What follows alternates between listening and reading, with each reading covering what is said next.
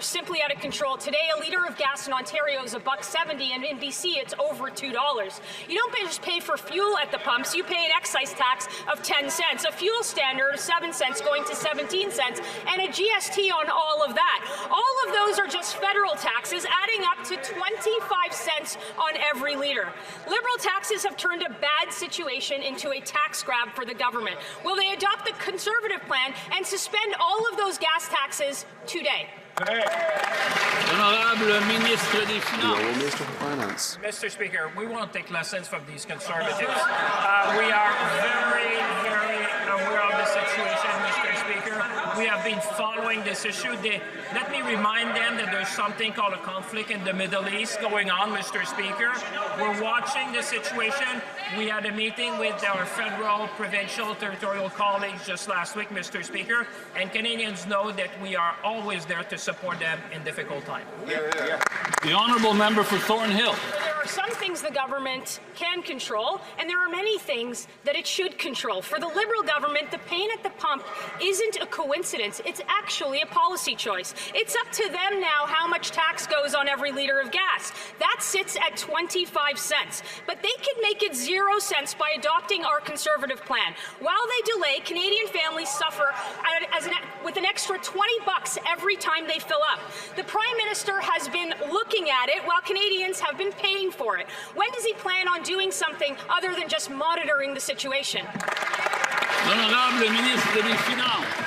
One thing that I can say, Mr. Speaker, is that the first thing we did under the Carney, this government, Mr. Speaker, has been to lower tax for 22 million Canadians. But more than that, Mr. Speaker, we were there for Canadians with respect to grocery.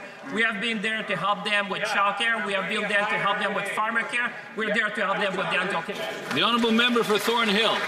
The minister won't stand up and give a clear answer. In fact, he won't even talk about gas prices, and it's very easy to see why.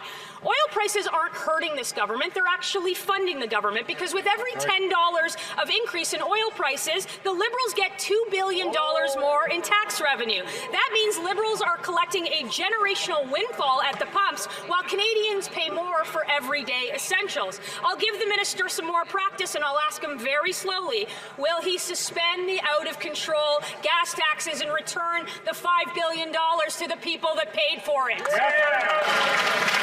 The Honourable Minister of Jobs and Families. Let's suppose for a moment, Mr. Speaker, that there is a generational windfall. I know what the Conservatives wouldn't spend it on. They sure wouldn't spend it on training for young people because they voted against that. They sure wouldn't spend it on building the kind of infrastructure that communities need while creating great paying union jobs because they voted against that. They sure wouldn't spend it on student food programs or an affordable early learning and childcare program that's saving Ontario families $16,000 per year per child because they voted against that. So what would they spend any kind of tax earnings on? Not Canadians. Mr. Speaker, inflation directly affects oil and gas prices. That affects all Canadians, those who fill up their tanks, and also those who buy goods that are transported. Mr. Speaker, this affects everyone. We can't control what's happening in Iran. However, we can control what's happening here. The government controls taxes. The Liberal carbon tax and gas tax. Our proposal is to abolish these taxes this year. That's $5 billion of savings for Canadians. They'll be in their, they'll stay in their pocket rather than be sent to the government. When will they help Canadians? The Honourable Minister for Government Transformation. Thank you. Yes, oil prices are affected by a number of factors like the conflict in Iran. There are some things we control. There are some things that he controls as well. What he controls is how he votes in this House of Commons. He voted against the Canada childcare benefit that reduced child poverty by 40%, that gave thousands to needy families in his riding. He voted against dental care that allows many people in his riding to have access to dental care for the first time.